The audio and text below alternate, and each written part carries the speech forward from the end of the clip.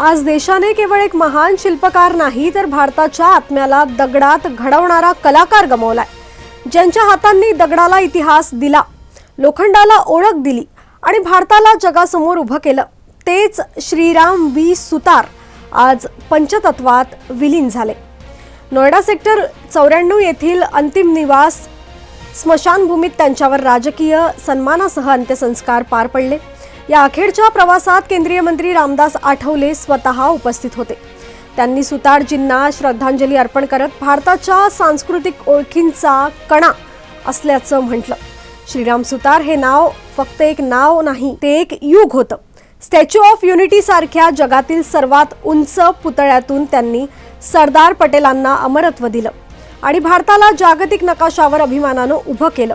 आज त्यांच्या पार्थिवाला राजकीय सन्मान मिळाला, तिरंगा नतमस्तक झाला आणि देशाचा कलाकार शांतपणे इतिहासात समावला। आज स्मशानात अग्नी प्रज्वलित झाला, पण त्यांच्या विचारांची, त्यांच्या कलेची ज्वाला कधीच विझणार नाही। श्रीराम वी सुतार आता आमच्यात नाहीत, पण त्यांची शिल्पकला पिढ्यानपिढ्या बोलत राहील। सर, भारत के महान मूर्तिकार श्रीराम वी सुतार जी का आज देहावसान हो गया है। 100 साल उन्होंने पूरे किए थे, निरोगी जीवन जिया उन्होंने, भारत के लिए बड़ी धरोहरें बनाई। उनके लिए आप क्या कहेंगे? राम वी सुतार साहब एक ऐसे महान कलाकार थे जिन्होंने कलात्मक विशिष्टता के साथ अपनी कलाकृतियों का निर्माण किया और उनमें एक सबसे बड़ी विशेषता थी सूक्ष्म अवलोकन के विनियोग की शक्ति। किसी भी शिल्प को बना रहे हैं, किसी भी मूर्ति को बना रहे हैं, उसका आनुपातिक ध्यान रखना, एक एक भाव का ध्यान रखना, और इस प्रकार की उनको विशिष्टता हासिल थी कि मूर्ति में जैसे जान आ जाती थी, सजीवता बसती थी। और एक इंसान के रूप में उनकी सबसे बड़ी खासियत थी सहजता। अनाम से अनाम व्यक्ति से, किसी भी व्यक्ति से परिचय अपरिचय के पार वो मिलते थे, अपना स्नेह देते थे। तनिक भी जिस स्तर के वो कलाकार थे, तनिक भी उनके अंदर अहंकार नहीं था। और ऐसे मूर्ति शिल्पी का जाना सचमुच बहुत दुखद है। हालांकि संसार में जो मनुष्य की आयु निर्धारित की गई है, उसको पार करके उन्होंने इस संसार में नश्वर संसार का में देह त्यागा और वास्तव में वो शिव सायुज्य को प्राप्त हो गए हैं, शिवलोक की प्राप्ति हो गई है। जब तक उनकी शिल्प रहेंगे, जब तक उनकी मूर्तियां रहेंगी, जब तक उनकी कलाकृतियां रहेंगी, तब तक राम वी सुतार साहब हमेशा इस संसार में रहेंगे। उनको मैं भावभीनी श्रद्धांजलि अर्पित करता हूँ। हमारा अभाग्य रहा कि उनसे मिलने का मौका मिला, उनका स्नेह हासिल था और बहुत सारी चीजें हैं जो उनकी स्मृति बन करके हमारे स्मृतियों के संग्रहालय में सुरक्षित है। मैं उनको नमन करता हूँ। इस वक्त हमारे साथ श्रीराम वी सुतार जी के बेटे अनिल सुतार जी मौजूद हैं।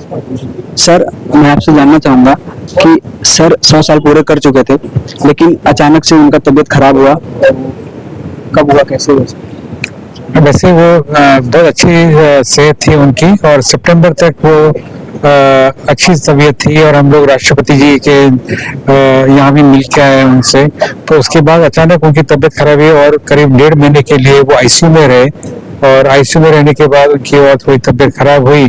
पर जो बहुत बुरा हो सकता था उस दौरान, जो हार्ट अटैक आ सकता था, वो उससे बच के वो घर पे आ गए। 1 नवंबर को घर पे आ गए थे। उसके बाद हमने घर पे उनके सब दवा और दवाई जितनी भी है डॉक्टर्स को बुलाना हमने पूरा किया। पर अब उम्र का तकाजा ऐसा है कि 100 साल उनकी तबीयत अच्छी रही और बहुत अच्छा काम किया उन्होंने।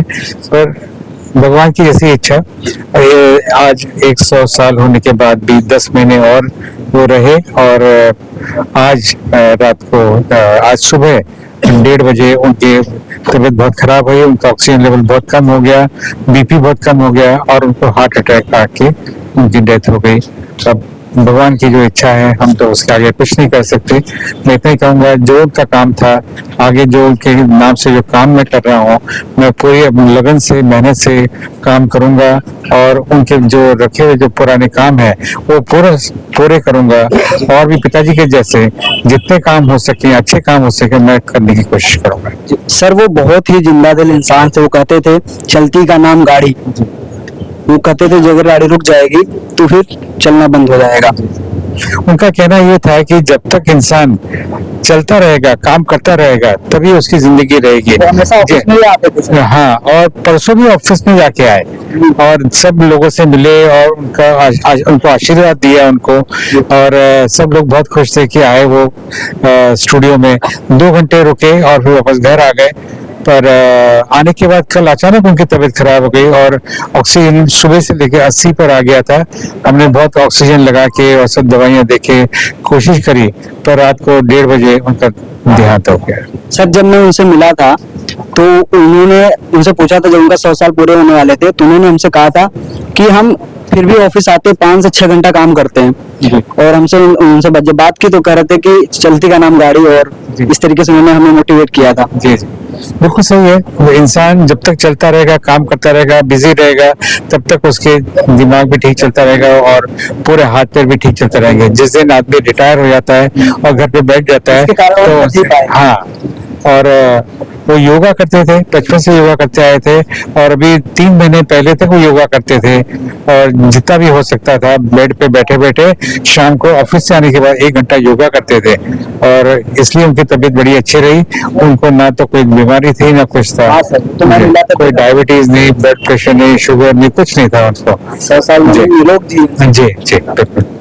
भारत के महान मूर्तिकार श्री राम सुतार जी का आज देहावसान हो गया है और उनके अंतिम संस्कार में शामिल होने के लिए केंद्रीय मंत्री रामदास अठावले जी मौजूद हैं। सर आप क्या कहेंगे? मतलब राम सुतार जी के बारे में अगर बोलना है तो उनका नाम पूरा देश जानता था। उन्होंने अनेक मूर्तियां बनाई थी, बहुत बड़े कलाकार थे और हमें गर्व इस बात का था कि वो महाराष्ट्र के थे। महाराष्ट्र के धुले जिले के वो रहने वाले थे और एक कलाकार के नाते, मूर्तिकार के नाते वो यहाँ दिल्ली आए और यहाँ नोएडा में मतलब उन्होंने मकान लिया और यहाँ उन्होंने मतलब मूर्तियां बनाने का काम शुरू किया था। आज तक उन्होंने हजारों मूर्तियां बनाई है, लेकिन सबसे बड़ी मूर्ति जो है ये सरदार वल्लभ भाई पटेल की जो गुजरात में जो मूर्ति पर बिठाई है, वो दुनिया की सबसे ऊंची मूर्ति उन्होंने बिठाई है। उसके बाद मुंबई में दादर में हिंदू मिल की जगह पर बाबा साहब अम्बेडकर जी की 350 फीट की मूर्ति बनाने का भी काम उनके हाथ से हो रहा था।